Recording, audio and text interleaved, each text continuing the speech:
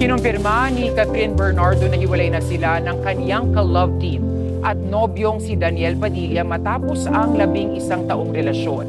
Sa Instagram post ni Catherine, sinabi nitong nasa showbiz siya sa loob ng 21 years.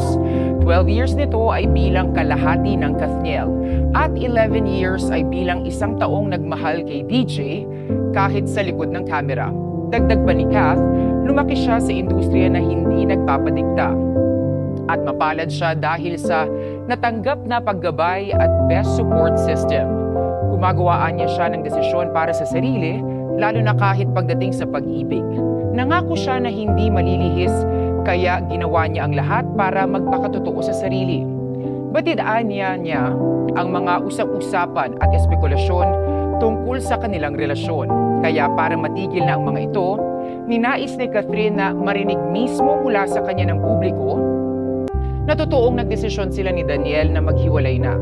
Sabi pa ni Kath, kung anuman ang meron sila ni Deej, tunay ito at hindi para lamang sa show. Hindi sila pumasok sa relasyon para lamang sa camera, hindi dahil sa fans o dahil sa pera bunsod ng matagumpay na love team.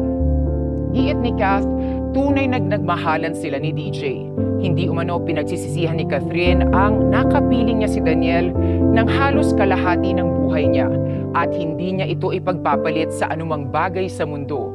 Sa 11 taong relasyon ay nagbigay niya sa kanya ng saya, adventure at pakiramdam ng isang tunay na tahanan sa piling ni Daniel. Si Daniel anya ang first boyfriend ni Catherine at hindi mawawala ang pagmamahal niya para dito. Sinubukan anya ng Kathniel na ayusin ang kanilang relasyon pero kailangan nilang tanggapin na hindi na maibabalik kung anuman sila dati. Unfair din anya na magpanggap sila na walang naging pagbabago. Sabi ni Kath, nitong mga nakalipas na buwan ay naging mahirap ang sitwasyon para sa kanila ni DJ. Salamat anya sa nabinigyan sila ng oras para iproseso ang sakit at ang kanilang love story ay nagsimula anya ng may respeto at natatapos ng may respeto rin. May mensahe rin sa mga fans si Catherine. Batid umano niyang nasasaktan ang mga Kathniels gaya ng nararamdaman nila ni Deej. Pero sana ay maintindihan sila ng fans at samahan sila sa healing process. Sabi pa ni Kath, patuloy nilang susuportahan ni DJ ang isa't isa. At sa huli, ipinapaalam ni Catherine kay Deej na magandang 11 taon ang binigay ni DJ kay Kath, isang klase ng pagmamahal na hindi anya makakalimutan habang buhay.